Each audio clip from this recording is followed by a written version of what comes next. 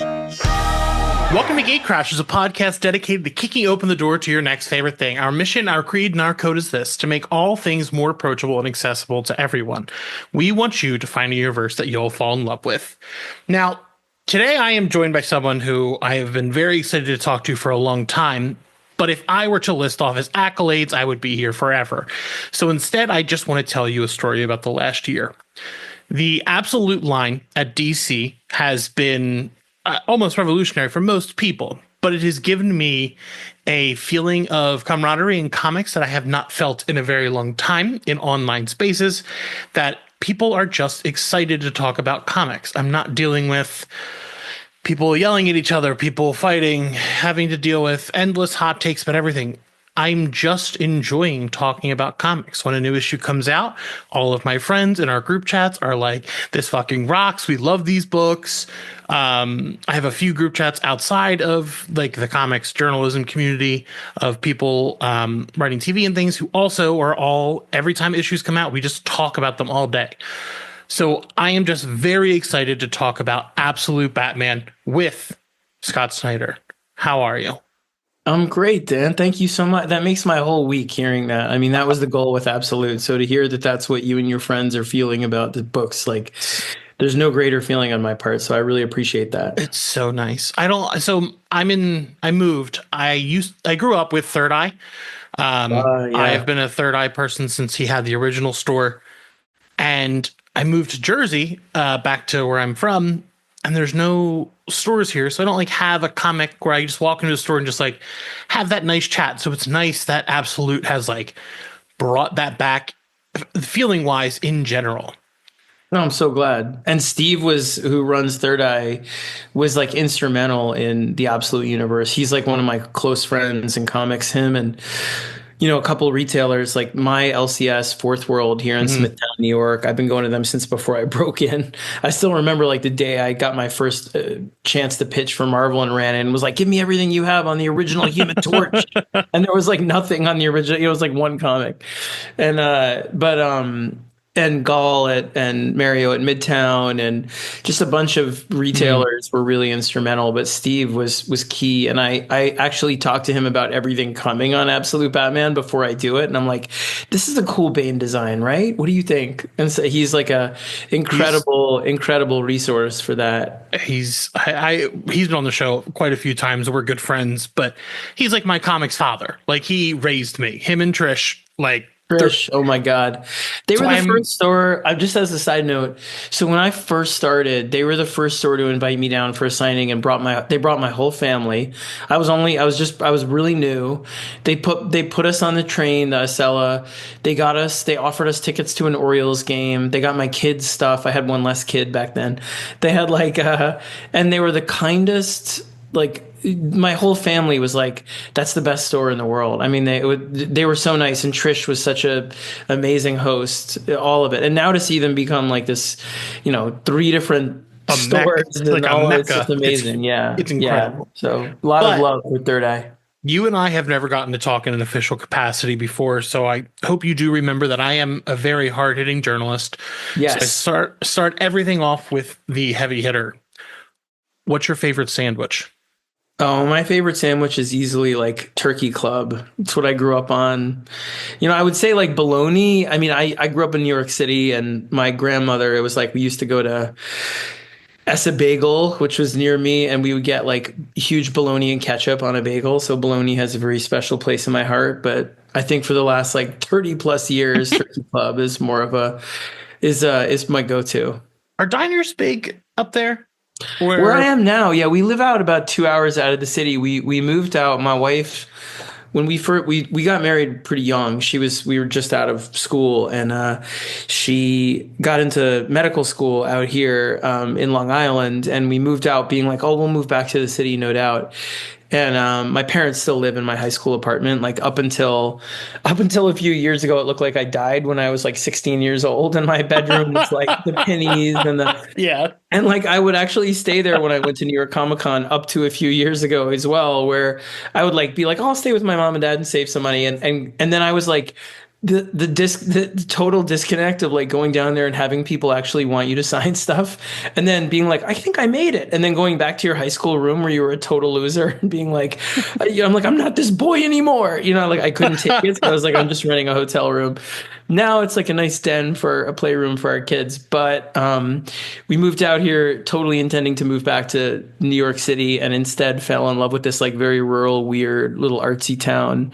And so we're all the way out here. But when we first moved out, like my wife, she started med school, and we only had one car. We were broke as fuck, and I would just stay home all day and write. And I was going really out of my mind, depressed, trying to break into the industry and all of this. And I remember finding fourth world back then, being like, you know what I need? I need a comic shop that I can take a bus to. And finding that place was like finding Cheers. And so the same people worked there that worked there back then. It's a mom and pop shop, and it was just like total, core memory for me. So I like it out here. We're good. Yeah, we're in New York. My parents still live there. I still go back there and love the city, but we're like now raccoons and deer and all that stuff. It's crazy to me to hear you say like breaking in, when one of my first memories of I've only been doing what I do now for about 6 or so years, but way back when the New 52 first started, I was a freshman in college. My brother came up to school with me because we were in North Jersey. We went to New York Comic Con. I remember seeing you signing, I think it was for American Vampire, but just like you were already like top level when I was even just getting into comics. You missed all the fun when I would go. Went to like C2E2 and like went to sign American Vampire the 2 years before I was on Batman. And like Rafa and I were like giving it away to people, and then I would watch them take it and like throw it out. And then I'd go to the garbage and like get it out and bring it back to the table and like brush it off, give it to people. Like, I mean, I didn't have the biggest struggle period in comics, but I had a whole career in books like before I broke into comics, where that was really where I had my period of rejection, where I had a couple years of sending stuff out right and left and getting rejected, and the forum letters and all of that, all of that kind of stuff. So I've had a very easy, very fortunate ride in comics, but not that it was so hard in books, but I mean, my period of like, I'm never going to be able to achieve this was before that. So it's been a crazy rocket ship ride for me in comics that I just can't believe. And I don't know what I did in a former life that, like what whose soul I sold to Satan or whatever I did that got me this, but it's been really unbelievable. Now, before we get into DC and Absolute, I do have to ask you two things about horror, because Sure. You're one of the greats in comics art. So I know you've probably been asked a million times what your horror origins are, but I'm more interested in, is there a specific scene or sequence in any horror film, book, any type of media that has stuck with you the longest? Oh yeah, absolutely. I mean, I can think of, the seminal horror film for me was Night of the Living Dead, the original one. And forgive me if you and I have talked about this like off air and you're hearing it again, but growing up in the city, there was a video store near me on 26th Street, 3rd Avenue called the Video Stop. And it was one of the longest it lasted till like 5 years ago or whatever it hung on.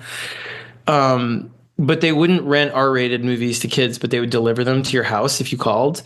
And so it was like this neighborhood secret, and we all rented all of the shitty horror movies from the 80s, like, Sleepaway Camp 2. Not that that's shitty, but, and like, all of the bad sort of 80s slasher movies. And I remember my friends were coming over one day, and I was like maybe 10 years old, 11 years old. We were young. And I rented Night of the Living Dead, and I didn't know it was black and white. And it came, and I was like, ugh, this is horrible. It's black and white. This isn't scary. And I watched it and I really hated it. And I didn't know why I hated it, but it caused me actual anxiety and like it gave me nightmares, like, and I didn't understand why. And I was like, that movie sucked. I don't want to show that to my friends. And it took me a long time to sort of watch it again and realize why. And but it was the scene where the young couple is getting gas. Like, if you haven't seen the movie, it's 65 years old or 70 years old. So spoiler Yeah, alert, but sorry. you Yeah. missed that boat. Anyway, everybody dies in the movie, which what was fascinating to me about this movie was that everyone I thought was going to be the hero because they are in a B slasher film and was going to make it out in that kind of very pedestrian way of like, B horror movie stuff. Everybody was killed and everybody died. The young couple that you're sure is going to make it out because they're young love, and of course they would make it. The family with the daughter who was sick in the basement, then finally the hero Ben, who, like everybody you follow in that movie is killed. But the young couple, not only they go to get gas to get people out of the farmhouse where, again, zombies are attacking. It's the first great zombie film, honestly. And one of the best moments of my whole career was working with Stephen King on American Vampire. I vividly remember one day we got to hang out with Stephen King. I've been to his house and all that stuff. And he was on the phone at one point and he was like, George, like they got to be fast these days. They got to be fast. And I was like, is he literally talking to George Romero? And he was, about Land of the Dead and that zombies should be fast. And I was like, just put it on my gravestone. Like I can die now. But the fact that the movie was about our inability to get along, even in the face of this cataclysmic disaster, and it comes out in the 1960s at the height of the sort of civil rights movement, and I'm sort of vaguely aware of that at this time. But everyone I think is going to make it out and be a hero in this movie dies because they can't get along. And this one moment where this young couple who you're sure is going to get the keys, get the gas, get everyone out of there and win, not only dies because they can't get the keys right and the whole car blows up, but then they get eaten. And it's the first time you see zombies eat flesh, and they eat the entrails and this stuff. And it's black and white from the 60s, and it is gross. And I just remember being like, I don't like this movie. This movie is uncomfortable. I hate this movie. And to me, that scene, that moment will forever be burned in my memory as this is what great horror is. Not because it's gross, but because its point is people in times of crisis, people cannot get along and we are doomed unless we change something. Therefore, all of the people you think deserve to and should get out of this movie will not. And that's the very first, other than Barbara at the beginning, time you see someone brutally murdered and you're like, I did not see that coming. And it just hit me viscerally. Book-wise, it's Frankenstein, which is my favorite horror book of all time. Honestly, it's the speech where he talks about why he feels like he should conquer death in that way. So yes, I have very distinct moments in horror that sort of hit me, and I didn't really understand why at the time when I read them or watched them. But coming back to them, they kind of epitomize everything that I love about the genre, because ultimately, like, what I like about horror is that to me, it honestly feels like it's just like all the bullshit aside, where you're up against drama is you up against your worst fear, but it's sublimated beneath a lot of layers of etiquette and like human interaction. And that's the fun of drama. Like, you eventually peel it back and you see in a good drama what you're really afraid of. But horror takes that thing that you're afraid of and gives it fangs and claws, and it's like they're trying to kill you. And it's very raw. So as someone with anxiety and all of that stuff as a kid, horror gave me a safe space to deal with that, where it was like, I'm really afraid of that. Oh my God, it looks terrifying and it's trying to eat me. Yes, let's do this. And so I've always loved the genre, because it's kind of the most burned down form of that conflict to me. It's this pure vehicle for like wrestling with the things you're most afraid of in the most visceral way. With all of that, you're talking about the different people in these houses and things, and I've been reading your work for a long time, and your sensibilities of horror have changed a little bit, as everyone does. I am very curious. Has you becoming a father changed what you fear and what you find in horror?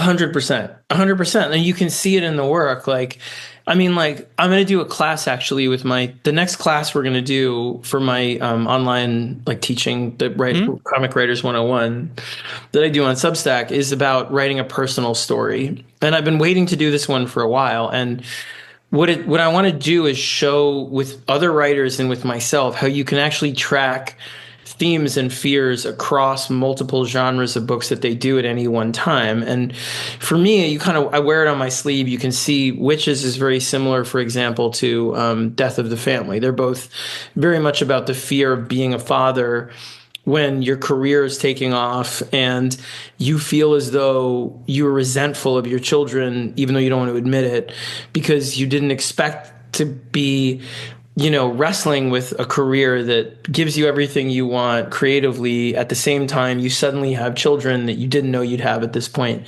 And like, one is bombastic and you'd never know it, Batman. You wouldn't know that that's what I'm dealing with, even though that's in there. And the other is very openly about that, Witches. But they're both about that thing.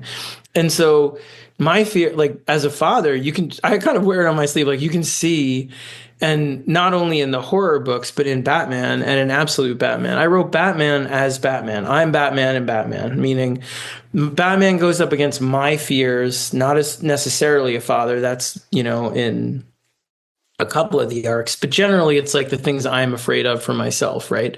So Court of Owls is me afraid of the entire history and legacy of Batman. That history comes to life as the Owls and says, you're nothing, you shouldn't be writing this book, you're a failure, you're just tiny. That's literally that writ large. Endgame is Joker being like, all of the things that I'm afraid of as somebody who's dealt with depression and that stuff. Joker is saying all the things I'm most afraid of. Like, you mean nothing you do matters, you should kill yourself. Like, all that stuff is Joker and Endgame. So all the arcs of Batman are me thinking essentially about things I'm afraid of for me. And now with Absolute Batman, it's the opposite. Absolute Batman, I'm secretly Alfred. And I'm writing about the things that I'm afraid of for my children. And my children, Batman is my kid, who is sort of like, I refuse to accept the world such as it is. And I'm like, well, I can't be brave the way I was. I almost can't engage with a young Batman anymore as myself, because I feel so culpable and guilty about the world we're giving our kids, that for me, it's more like I can relate to a broken sort of older Alfred who's like, kid, you got to compromise. Kid, this is the world. And then the kid is like, fuck you, get out of my way. I'm going to change everything, even if I have to burn it. And that was the skeleton key to that series. So in terms of, has it changed my point of view? 100%. And having older children now, or children in their teens versus children who are sort of blobs, has changed it hugely. But horror, it's changed it a lot too. Like, for me right now, like the horror books that I'm doing, like You Won't Feel a Thing over at Distillery, which is like pure horror, you know what I mean? Like pure serial killer horror. It's very much about a guy it was written like last summer when I'm working on the Witches TV show, it's super fun. It's the people that do Invincible. It's animated. It's at Amazon. We got a great cast. We're going to announce it soon. I'm really over the moon. Jock is co-directing part of it. It's awesome. But the amount of work that was, because the Hollywood strike pushed it on top of planning for All In, so it was 6 months later than it should have been.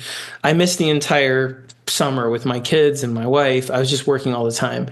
And so what that series is about is a guy who essentially was chasing the white whale of his career, in this case, a serial killer he thinks is responsible for all this death that nobody believes him about.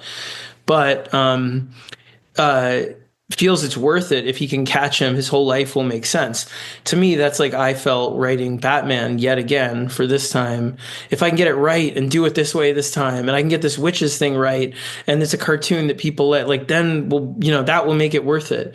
But does it make it worth it when you're missing out on all this stuff? So absolutely, being a father has changed it. So like, I couldn't, like a book like Severed, which is a horror book I wrote early in my career, I could never write now. Like, it's alien to me to be that cavalier about killing kids and murdering children and Mhm. that. But I didn't have any at that point. So it was sort of like, yeah, of course, why not?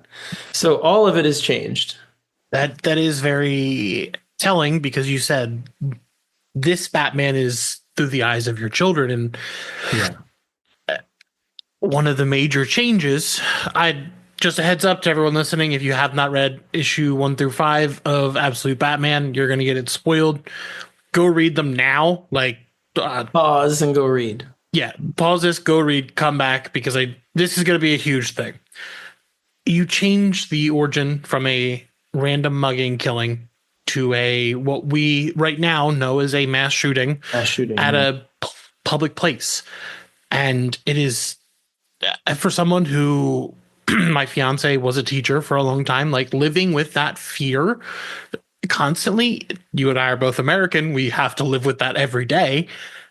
But that it was I think my favorite, it's sad that it's my favorite part, but like, I think it is a very different Batman from the get go because we live in this world. Yeah, go ahead. No, go, whatever you got. It was the only thing that I said to Jim Lee that if they didn't let me do, I wouldn't do the series. Like I don't know if I've said that before, but that's the truth. It was the one thing I did not want to do the series. Like it was the last thing that I told DC that I would do. I said, I'd like to write a book in the absolute line. Batman is like the one that I don't want to do. I want to do, Wonder Woman, but if we populate all the books, I'll do a different one. I can do Darkseid. I can do a bunch of stuff.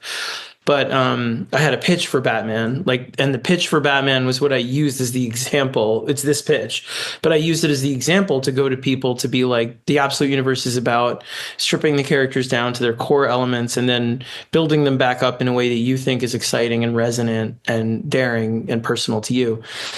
And so I was like, if I did Batman, it would be like this. And anyway, the point is, when I did sign on to Batman eventually, which was its own whole like saga, my one thing to Jim Lee and Marie was, I'll only do it if you let me do these two things. Like he's got to be, it has to be Nick Dragata. The premise, is the premise. They already approved that, so it wasn't a thing. But it has to be Nick Dragata, and he has to be formed in a mass shooting. It has to be.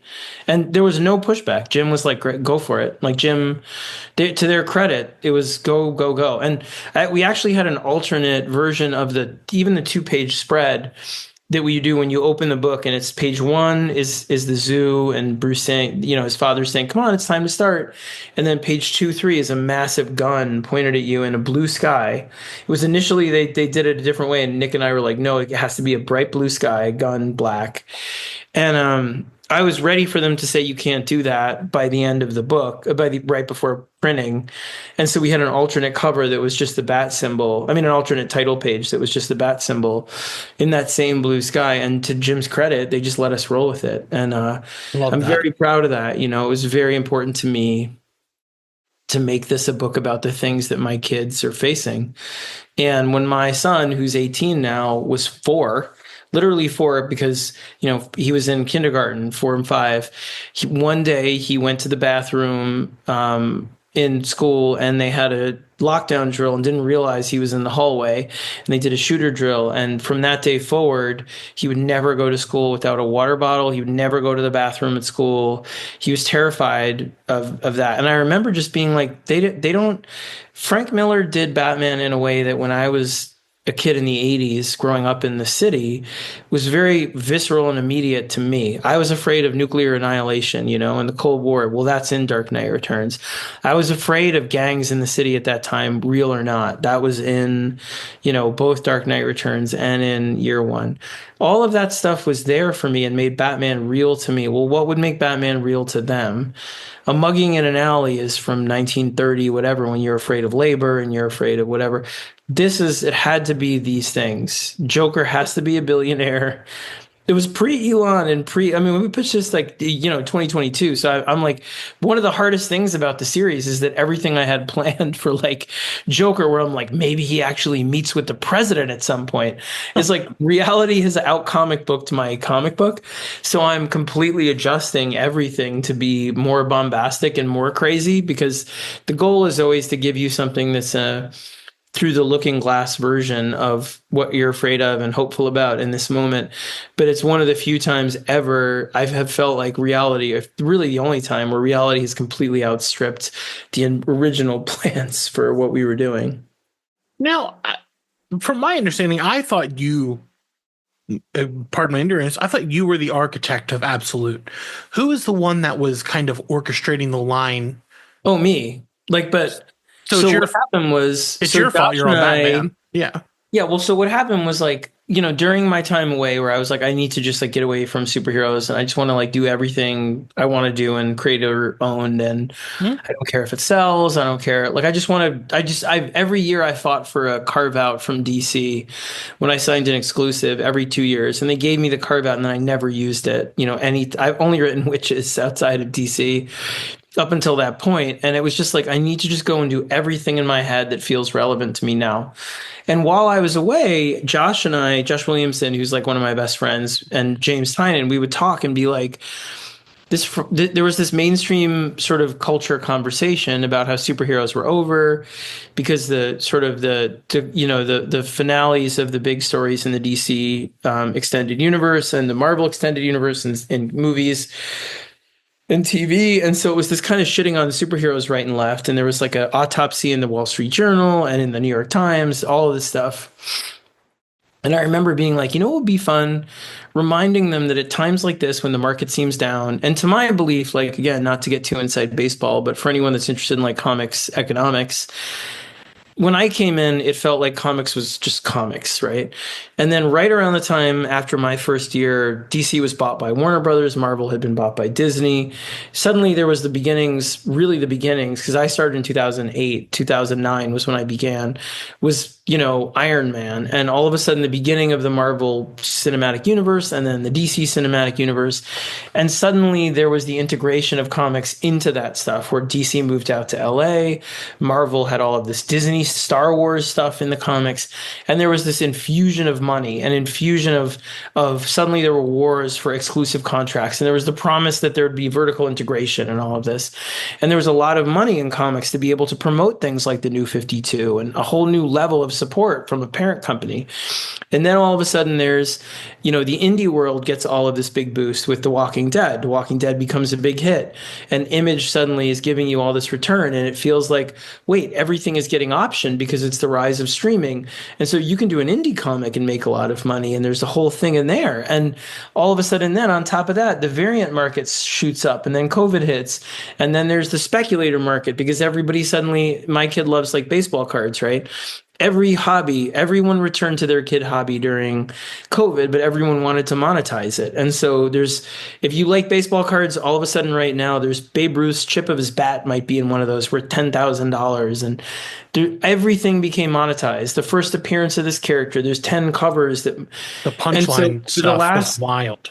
Yeah, for the last 15 years, we've been living in a market, for whatever reason, it has gone spike for streaming, for the infusion of comic book movies, all of it. And then it's finally kind of like back to here, which is a normal market, not a down market. And everyone's talking about how comics are dying and this and that. And so Josh and I were like, what if we did the kind of initiative that we were lucky enough to be a part of occasionally and that we grew up with, like New 52, Rebirth, not an event, but a line-wide initiative that said comics is the place where these characters are reborn, where these characters continue to live their most epic stories. This is where, like, fuck, comics are awesome. Superheroes are awesome. Let's do it.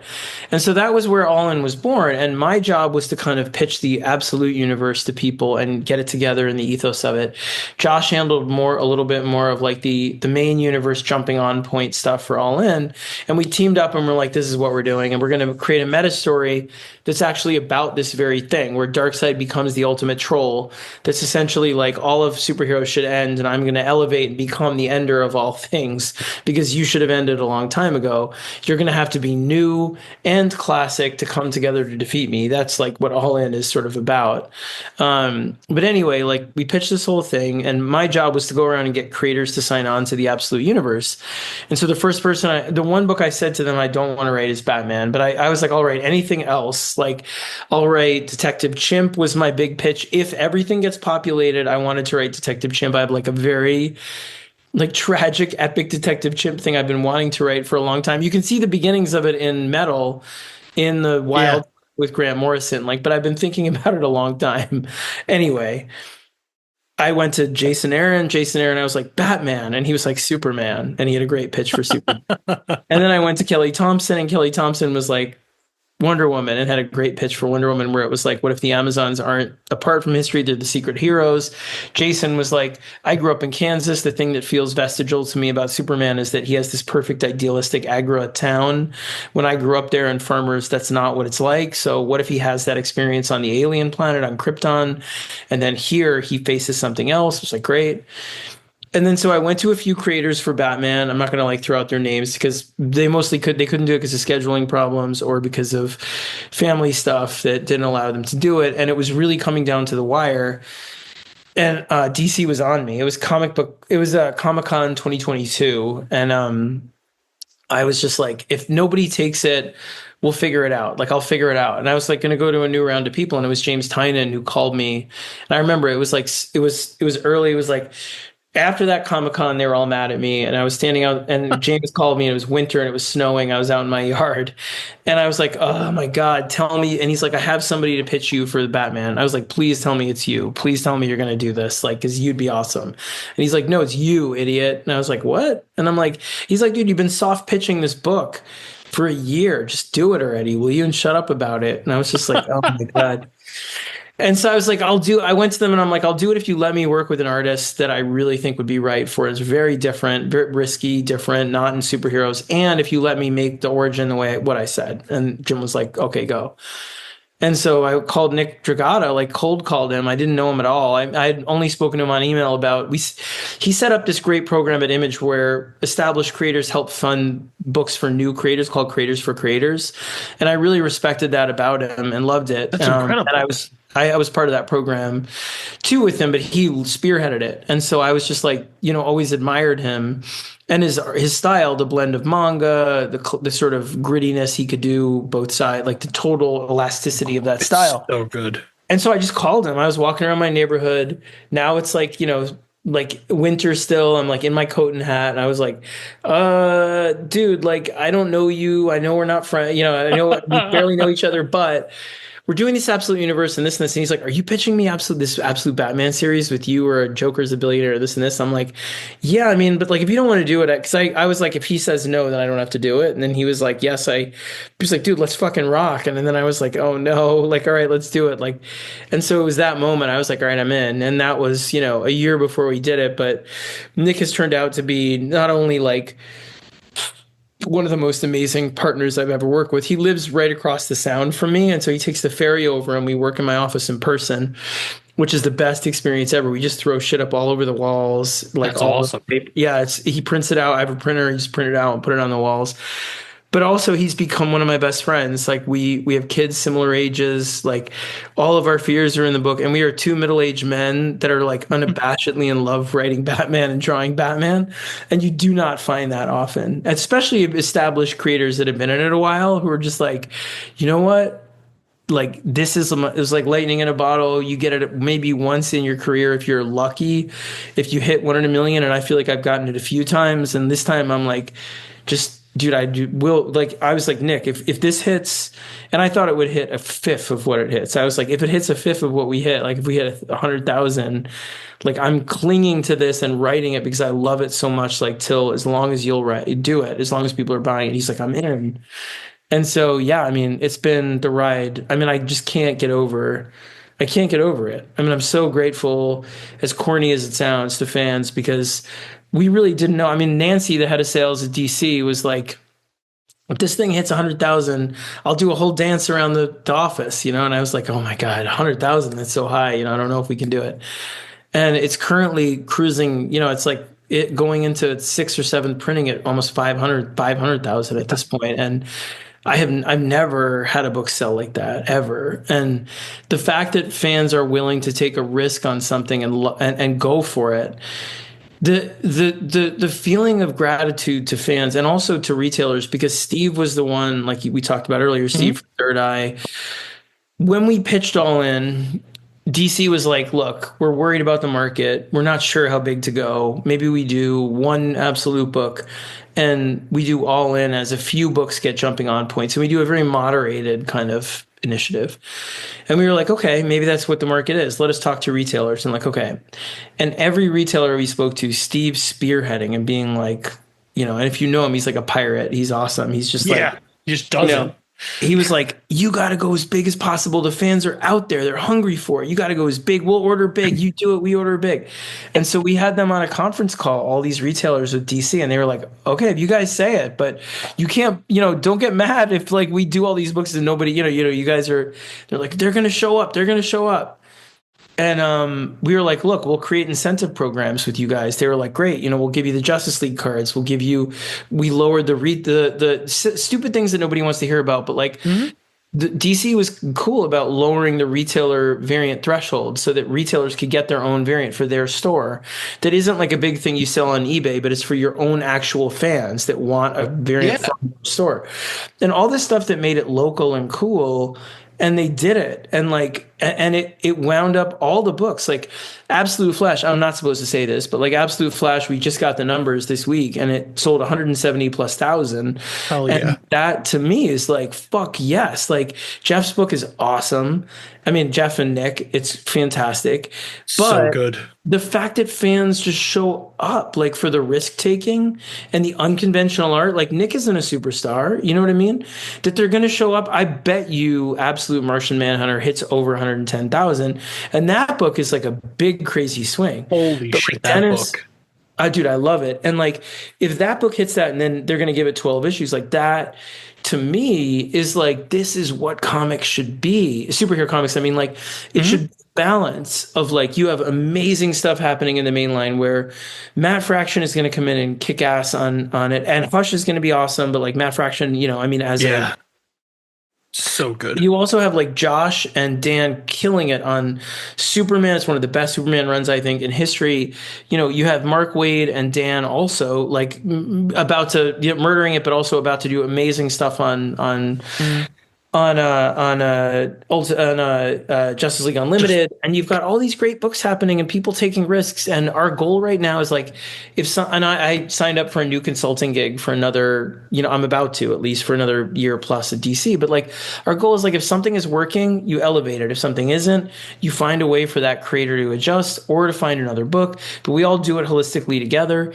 You know, and this new attitude of like, holy shit, the fans really show up is so energizing, and DC is fucking excited. Like people there are excited. Like, you know, I was on the phone today with my editors and they're just like, yeah, let's do it. Like, why not? Let's try this new series. Let's do this thing. Like there's an energy that's so fun to be a part of right now. And I got no allegiance to DC beyond my friends and that stuff there. I'm not chill. I promise you I've tried to be as open as I can when DC was shitty at times to be able to be like, it was chaotic and it was rough. And there's times where it's, you know, and not throwing anyone under a bus in like some spilling tea huge way, but like the move to LA and the fact that there are different personalities and some people that are part of, you know, this regime or that regime. Like there was a lot of chaos at times, and I understand why, and it's natural. It's not I'm not blaming people. Yeah.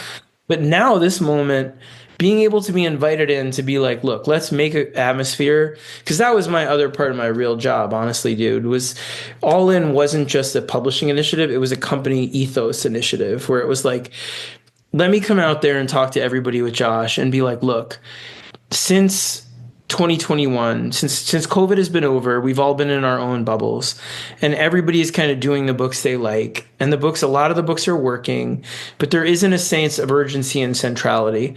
And when there was pre-COVID, that was at a time of chaos when there was still a lot of top-down management, I love Dan, but there was a lot of like, if we don't do big things, we might get fired. There was just a lot of like anxiety and chaos, and a lot of like, we have to do big things. And so there wasn't a lot of, hey, you can try a different thing with a new book.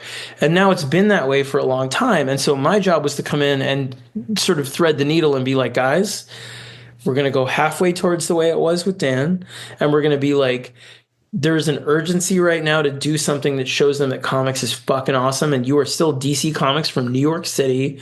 All of you people, like, you might work at home. You might be in the new office is not the kind of office they used to work in. It's more like a WeWork where they're all over the place. And so I'm like, dude, we're all going to get in the same place, and we're going to face each other eye to eye and be like, we are DC Comics, and we're going to do something fun. And marketing is going to talk to sales, is going to talk to editorial, is going to talk to, and we're all going to be part of this team. And they all already like were doing, it was just me being like, and Josh being cheerleaders about like, we're going to fucking rock. Like, and we are a team, and I am not here to tell you, you've got to put this in your book. I'm not telling you what to do. I'm telling you, we're going to create a story that gives you a golden sort of clay that allows you to do whatever you want, but says, here's the spotlight, take it, run with it, make it a big jumping on point for your book, whatever that is. And that has worked out really well, where it's like, what we're doing in this from now until the spring, not this spring, we have it all planned out through like literally a year and a half from now, but like from now, the fall or the next big touch point is the summer, then the fall, then we have really big stuff happening in spring 26 and leading to huge stuff in 27 as well. But we have it.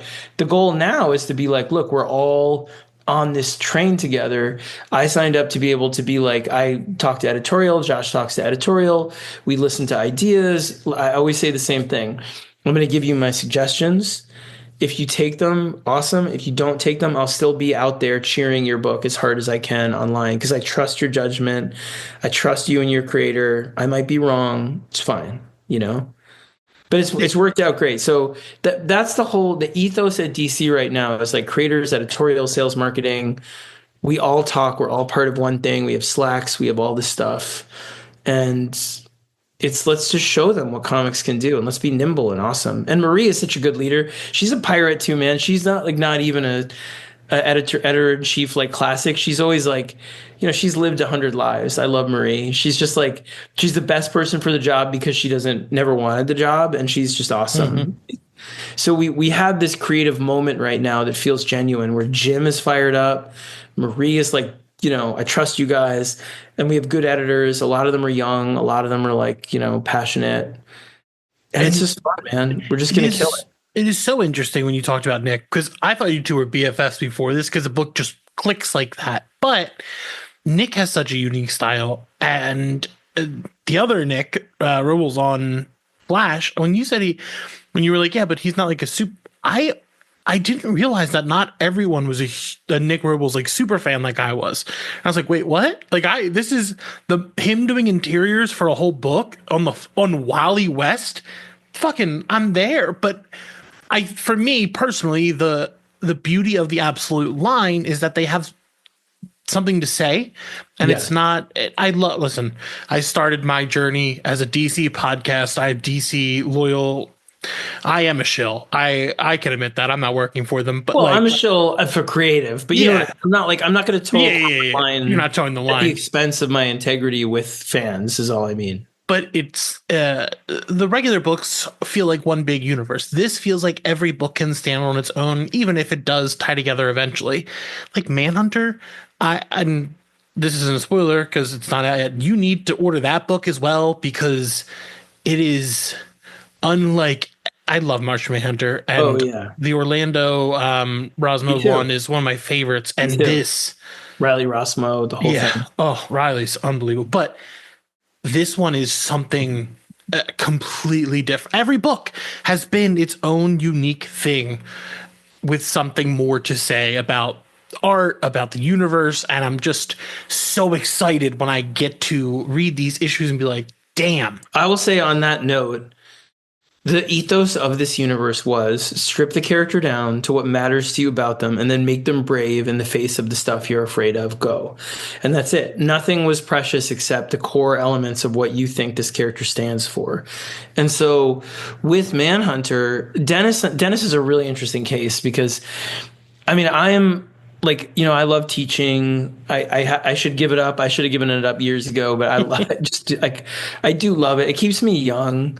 I do a whole thing where I read people's work through the class if they do the top tier thing for it. And, Tyler, my assistant, is always on me about quitting it, but I really, really love it. Like, some of them are super beginners and some of them are really like already beginning careers, but I love being involved with people that are just, passionate and starting and at all different stages. And Dennis, to me, when I read 20th Century Men a couple of years ago, I was like, this is somebody, the same way with Rom when I read These Savage Shores. It was like, this is interesting. God. Same way with Tom when I read The Vision, dude. I called Tom. Like, that's how Tom and I became friends.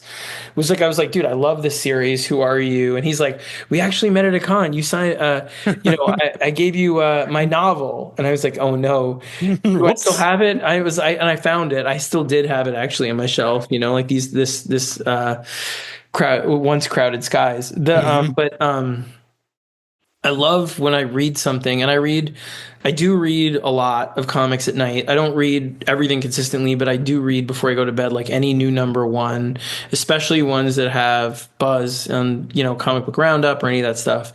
And finding 20th Century Men, and I was like, this is really interesting. It's passionate. It's unwieldy in the best way. I loved it. And I wrote him and I was like, look, I don't know, you don't know me, blah, blah, blah. And we struck up a friendship and he's become one of my closest friends over the last couple of years. Like Dennis and I, we talk every couple of days. And it's been really invigorating for me. He's one of the first people I showed Absolute Batman to. I'm going to give him a special thanks on the next arc, on the Freeze arc, actually, because I really went over it with him. I was like, I don't know. He's like, play with structure this way, try it. And I'm like, I don't know. And then he was like, give it a shot. And I did, and it really worked. So I really loved what we did with that. But when the Absolute line was starting, I was like, look, dude, you got to pitch. Like, I want you over here. He wasn't somebody. I thought about Batman with him, but Batman needed to be a flagship book within the Absolute universe. And they wanted established people for the first 3 books. So there wasn't a chance. Yeah. So it was like, can Brubaker do it? Can this person do it? And it was just all scheduling problems to everybody. And so with Dennis, it was like, do you have something to pitch? And he came in, I want to pitch Martian Manhunter, and it's a really wonky take, but I already pitched it to Javi Rodriguez, and Javi will do it if I can do it in this. And like, here it is fully formed. It was just like, bang, here's the pitch. And it was like Special Agent John Jones, who is a counterterrorism expert and is like very black and white about the morality of the world, winds up being unable to stop a suicide bombing and mysteriously finds himself melded with an alien presence after that, who forces him to confront a conspiracy about white Martians invading the entire planet and so on. And the whole book is about empathy versus bad ideas. And I was just like, what is this fucking thing? This is crazy. And then he sent I was like, I'm in, and I really lobbied for it with DC, and they were like, okay, like, well, and the benefit of this is like so inside baseball, but like they were like, we'll give it 6 issues.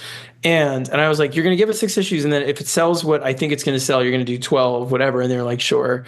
And so I'm sure it will come out. The sales will come out on Monday, and I'm positive it will wind up getting double what it's supposed to get, and whatever. But the benefit of it was like everybody came swinging in the Absolute universe. Everybody came with love it or hate it. This is a take that the creators, both artist and writer, are passionate about doing, because they believe this is what makes this hero great, especially when they're pitted against these things. I remember standing with Al Ewing at Comic-Con 2022 on a balcony at we were at a the distillery party for the launch of Distillery, and or 2020, I think it's 2023, and we were standing there, and I was like, look, we're doing this Absolute Universe, I've always loved your stuff, Batman. And he was like, I actually have a pitch for Green Lantern.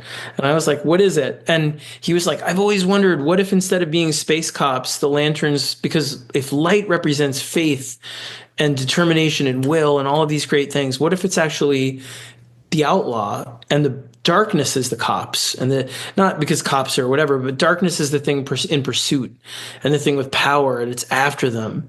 And I was like, oh, I love this. And he was like, and Abin Sur is coming here to test us to see who has the light, and is scary at first and comes down and is this alien presence with this big, the ring is his ship. And I was like, dude.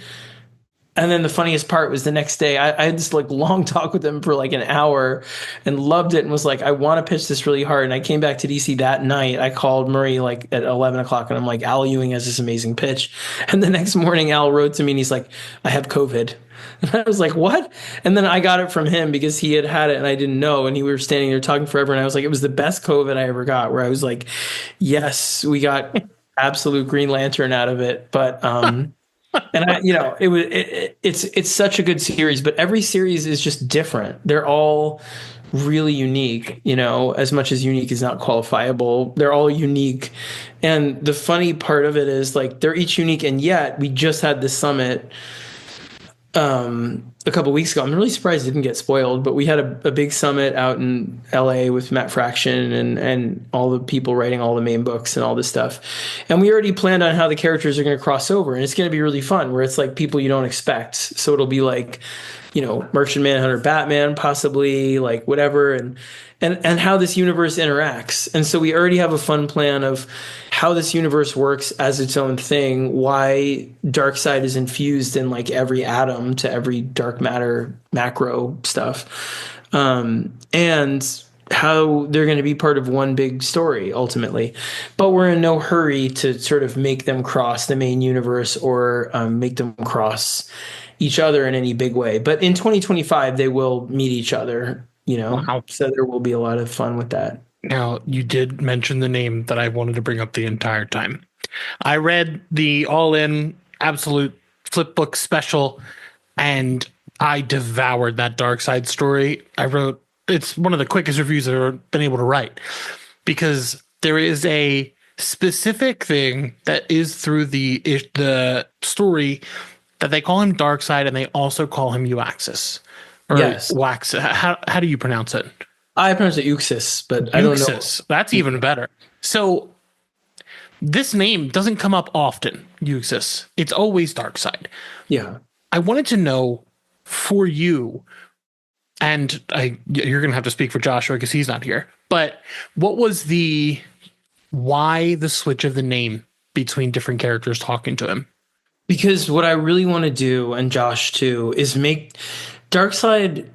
It's interesting because Darkseid is our biggest villain at DC. You know what I mean? Like, he just is the cosmic sort of, big bad.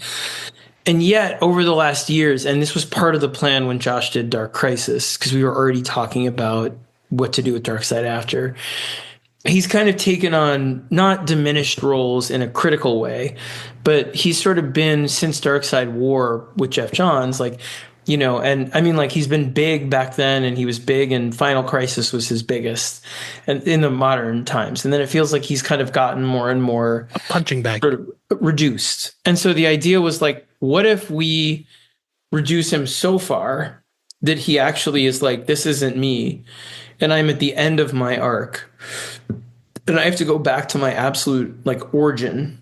Who am I? Like, what am I? And I'm going to figure that out and strip all Darkseid, all New God, all of this away, and figure out what is my purpose, and then go back to that. And so that required kind of a multifaceted look at him, so that it would be almost like, you call him Uxas, you call him Darkseid, you call him Father, you call him, what am I? It's all of these things at once until it's not anymore. And he's like, I am no longer anyone you know.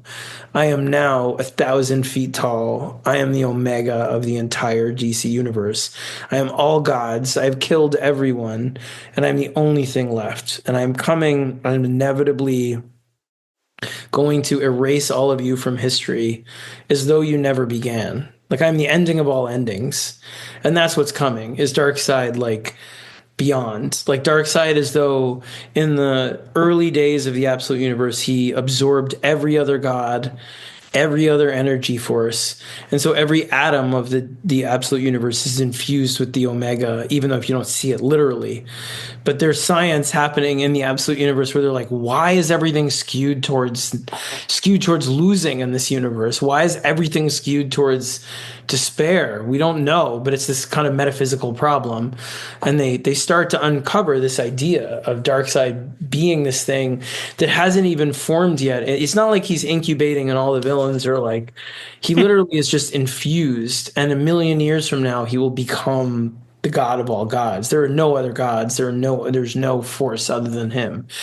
But what the DCU will figure out is that because, and I'm spoiling everything, because this universe doesn't exist in a space-time continuum in a linear way, the way that the DCU has, he has already become that thing. And the universe itself as a line is forming and hardening at different points.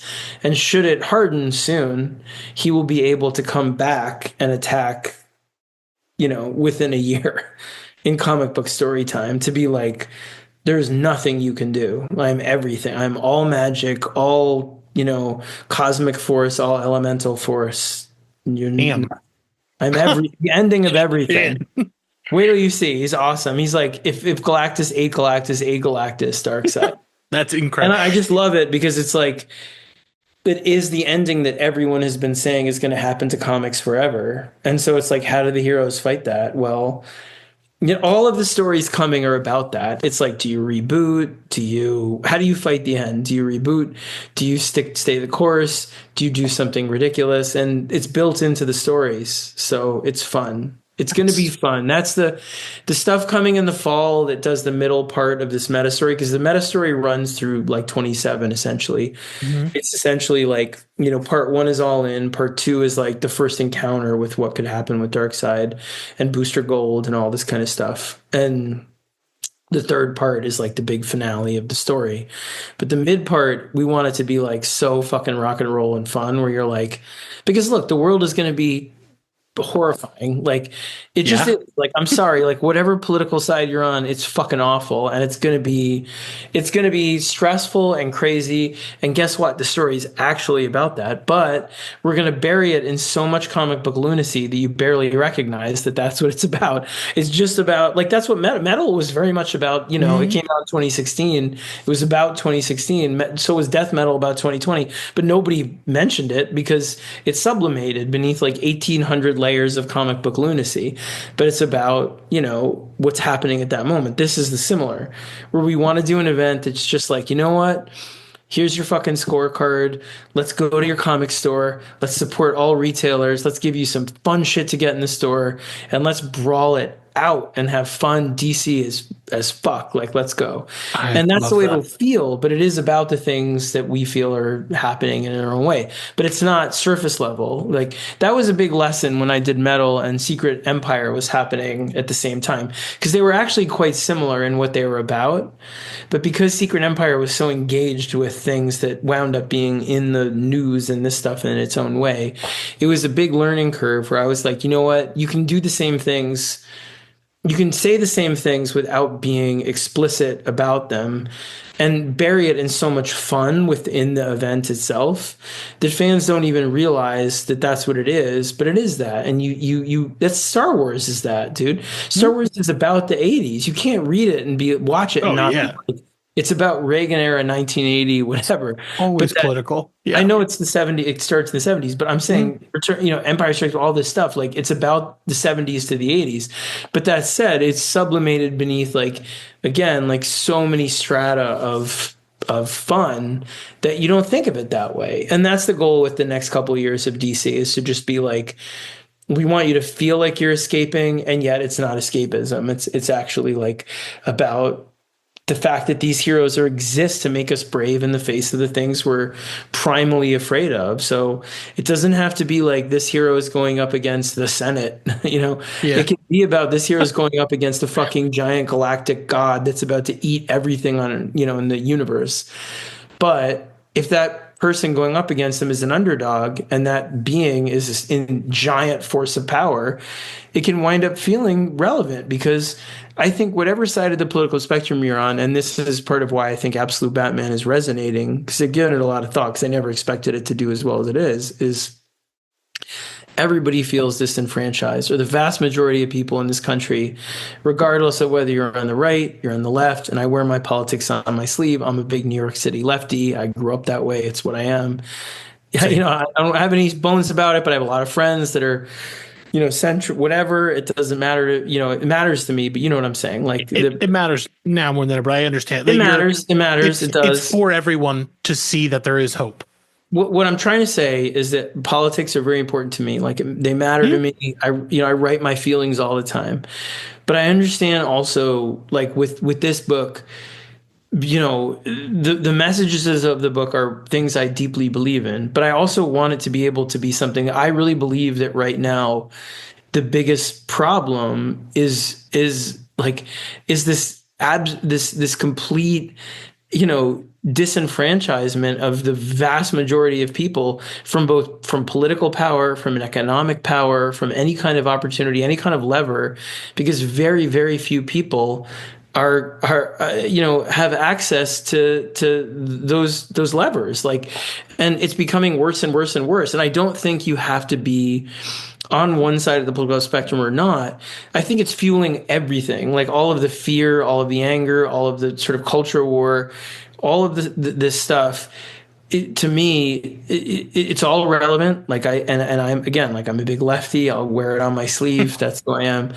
That said, the class to me is the thing that right now that is universal. You know what I mean? What you're seeing is the billionaire class and the very few privileged people, like less than 1% of the world population, not only are in possession of all of this wealth and comfort, but have decided to control politics and control so much. And whether you're worried about conspiracy theories about it's the left that's controlling it, or it's obviously right now the right that is clearly doing that in front of your face, but whatever it is, most people feel that way. And so to have a Batman that feels I'm coming up disenfranchised and my villains have resources, to me that's actually the weird kineticism of the series. It allows for everything else. It allows for violence. It allows for his hugeness. It allows for it because he doesn't have anything. And so when you take away his cars and planes and gadgets and privilege and wealth, what do you give him? How does he scare people? Well, he scares them by cutting off their fucking hand and saying to them, you know what? Like, you didn't think you could be touched because you're surrounded in bubble wrap by this. Well, I'm coming for you. Like, and there's a power and an excitement about that I think, people that I don't agree with politically at all have latched onto with the series, and I welcome that because I do think that there's an importance to being like, eventually my hope is that what you'll see is that this is not about, it's a highly political series, and it's not a political series in the way that, to me, class is at the heart of everything happening right now. Yeah. I mean, that's what it's about. And it's throughout all of these books too. Like Superman is very much about the class system. Mm-hmm. But so we've talked about the absolute universe a lot. Now let's get into Batman himself. Yes. In issue 4, we get a break from our regular story to kind of get a flashback of how he's gotten to be this gigantic monster man. He's just a massive human being. Now, he says something along the lines of fuck theatrics. Like he's like, I'm not doing this theatrics thing. Is that something you're going to carry with this character? Is he not going to be the dark knight? Like he's an advancing force, as you call him. Yeah, to me, it was really interesting because when I signed on to do the series, I gave a lot of thought with Nick. Nick came on and I was like, look, here's the conundrum. I think that this is a purer form of Batman than I've ever written. Like it's actually, for me personally, it speaks to all the things. Like what I love about Batman, when I burned him down to his core as the thought experiment to pitch this book to other people to do, was he's just a boy who has something horrible happen to him. That's the most traumatizing thing that can kind of happen to a kid. And therefore, you expect him to lie down and be broken and be this, but instead, he uses it as fuel to be the most awesome hero possible and stop all of this stuff from ever happening again. Batman's default rest position is up, whereas like Spider-Man is down, Daredevil is down, even Superman is like half down. A lot of heroes, Wonder Woman is not, Wonder Woman's up, but a lot of heroes start sort of at a place of, can I do this? They're relatable because they're like, I don't know if I can do this. What do I do? Batman's like, we're fucking doing it. And I have it already. And I love that about him. He is like Batman wins no matter what. He wins. He's already won. He's this. And that's why people love cheering for him, because he doesn't have powers, because he faced trauma and he turned that trauma into fuel to make the world better. And that's it. And if you burn him down to that, then you can rebuild him the way we did, where he comes from a working class family and he's even more relatable, because the truth is, as much as I love writing mainstream Batman, I will always be happy to write him. That said, there is a level that you start to realize when you're writing him where you're like, God, only one person ever could be Batman, Bruce Wayne, because even his villains don't have his resources. Who? Ra's al Ghul? Like everybody else doesn't have them, essentially. Like even Tommy Elliott, like nobody has the billions Bruce Wayne has. So only Bruce Wayne could really be Batman. You know what I mean? Like, so in this version, you could be Batman, but that's the benefit. That's the positive. That's the net kind of, positive excitement about the series. Now, problem. Now you lose the gadgets, the cave, the cool shit, the cars, all of it. We gave him a couple awesome cars, but still, how do you replace it? How do you make him the power fantasy and the fun? Well, you make him fucking huge. And that was the first thing that came to me, was like, he is big. He is Dark Knight Returns on steroids and young. And Nick kept sending drafts of him, and I was like, drew an outline bigger, drew an outline bigger, drew an outline. And it was like, he's big. He's this, And then it became, okay, so if you're not going to be, how do we be additive? How do you make him fun? Okay, well, then his suit. Well, he's got to be more violent, because you know what? He doesn't have, like, when main Batman shows up, he reeks of money and privilege. Like his suit is awesome. Like everything about him is awesome. He says, you'll never compete with me because look at my cape. His cape alone must look like, God. And so it's sort of like, this Batman shows up in a dump truck and you're like, this dude. So he has got to fuck you up and be like, I am the real deal and you don't want to mess with me. I am a legend. And so to do that, you've got to be, every part of your suit needs to be like violent and a utility and that. And so part of talking to Nick about that was like, how do you make him someone formidable that way? And then it became, well, how do you also add? Well, you add by having his mother alive. You add by having his friends be the villains. You add by giving him an Alfred that has that sort of material that he can bring in to help. You add by this, and then it became fun. It was like, oh, okay, now I got it. Now I got it. It was this, that was the feeling and the spirit of that early stuff. And it was like, if Joker has everything, how do you make Batman the Joker? Well, does he meet the Red Hood gang? Well, is he the one that would burn the money? Hence, he burns the money in issue 5. Wow. That's literally a reference to Joker burning the money in the movies. It's supposed to be like, fuck you, I don't need it. I'm coming for you anyway. And ultimately, like, when you live in a world of privilege, like the villains in the series do, Mr. Freeze is a proxy to the Joker. He also, you'll see there's a big surprise about him, but it's a lot of fun. Like he's very scary. He has a very different theory of the ice than classic Victor Freeze. He believes the ice is a reckoning and that everything hidden in it is waiting to come out, from bacteria to monster, all kinds of stuff frozen in it is like our history that we don't want to look at, and it's coming, and he's part of that. So he's very scary and very body horror. The next arcs are all horror, not sort of, they're hyper violent, but they're less grindhouse action and a little more horror. But he has resources. Deathstroke is coming. Deathstroke has, tons of resources. Bane is part of a whole ecosystem of resources. Everything Batman is facing has way more than him. So what do you do to scare people that have more than you? You fucking hurt them because they don't think they can be touched. You know what I mean? Like street people, like Penguin in the main universe, knows you can punch him in the face. You know what I mean? But Mr. Freeze, who has millions, or Bane, who has this, or they don't think you're coming and you're going to cut their hand off. You know what I mean? Because it doesn't happen to them. So violence is a tool for this Batman in a way that the main Batman is not. There is a saying that I've had my entire life that I've often said is that you can be as strong and as rich as you want, but you can't fight crazy.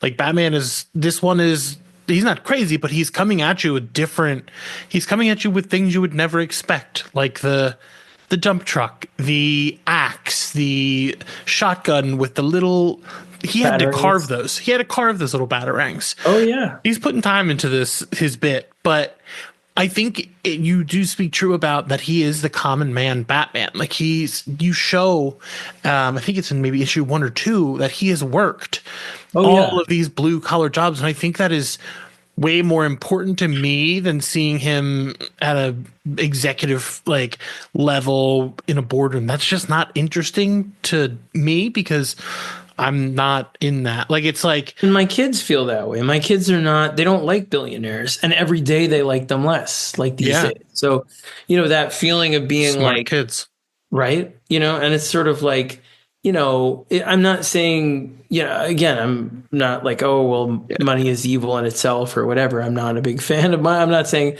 right. But right now I look at what they look up to and what they don't, and they look up to passion and idealism and this stuff. Yes. This Batman in a nutshell. And so this Batman is going to be like in that issue 4, you don't think I can hurt you? Well, I can hurt you. I put a thing in the floor that's going to zap you and make you dance instead of these kids. From, all of it is that feeling of like, and there's a kind of fuck yeah to that I just love writing with him, where he's, every villain he goes up against, there is no punching down because he is as down as you can get. And so there's only punching up, and that's what I love, is just this kind of feeling of like, oh my God, well, each arc makes it worse, where everybody keeps telling him. And there's my favorite part of issue 6, honestly, is Black Mask starts to warn him as he's kind of fighting Black Mask and winning. He comes to confront Black Mask in a way that Black Mask never expects. He drops onto the yacht, spoiler, but he's like fighting Black Mask. So fucking and Black good. Mask is literally like,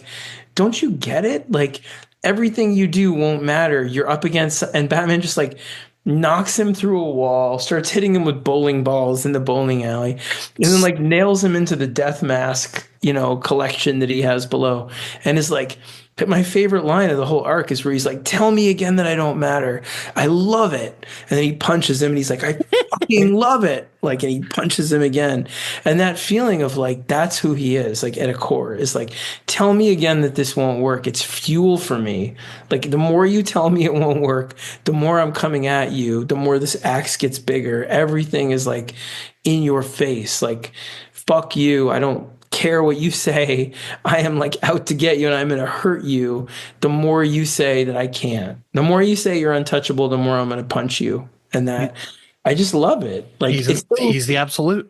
Like, he is. And like, Nick and I are middle-aged men who just like go to work so happy to write this character, but it feels young. It feels fun, and I love writing him because, again, I told you, the secret is I'm Alfred. You know what I mean? I look at him I'm not writing him through me this time. I'm writing him through my kids, where I see them and I see their, they grew up with all of this chaos and turmoil. Like, if you think about the last 10 years, whatever, like 12 years, it's just Jesus Christ, and yet like they still feel like, whatever, like, we're going to make it better. And that to me is a miracle. And that's this Batman, is this miracle. It's like, you know what? I don't give a shit what happened to me. I'm using it as fuel, and I'm going to make this world better. And the big secret of the whole first year, because it goes like, arc 1 is Black Mask. Then we do Mr. Freeze for a couple issues with Marcos, brilliant, amazing guy. And then we do Bane. And then, Deathstroke. We have all kinds of characters in this arc I don't want to spoil, but we got a whole bunch because Arkham, the goal is to make Arkham really scary again, like make it like Jacob's Ladder scary, where you're going through the dark and you don't know what's around the next corner, and it's vast and spooky, and you don't even know what the physicality of it, and it's all the horror, body horror, and you don't know what they're doing down to the people. It's like sub-levels and sub-levels of horror.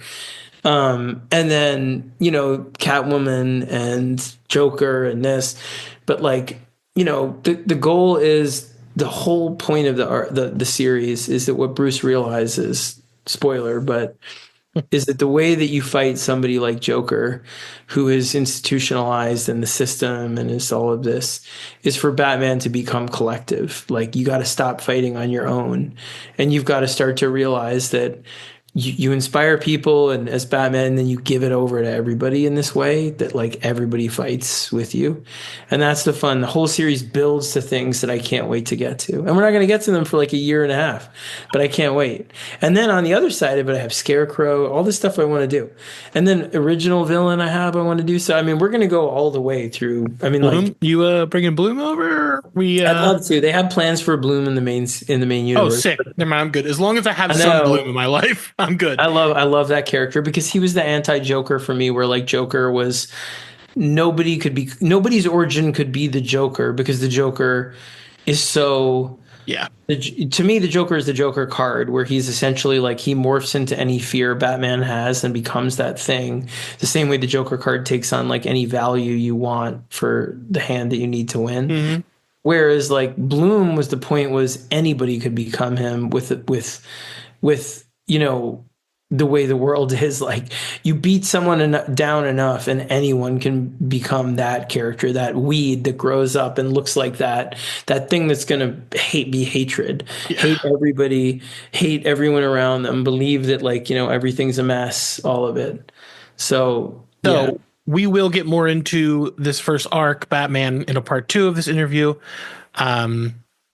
Thank you so much for this first part, but part 2, we're going to get into all things Black Mask, because I have so many questions about him.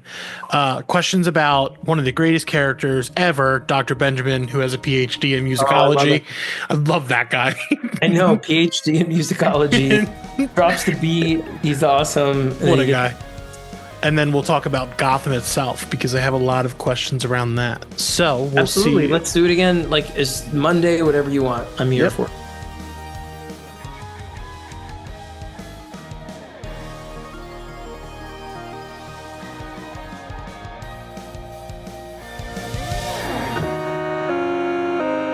Just a big, big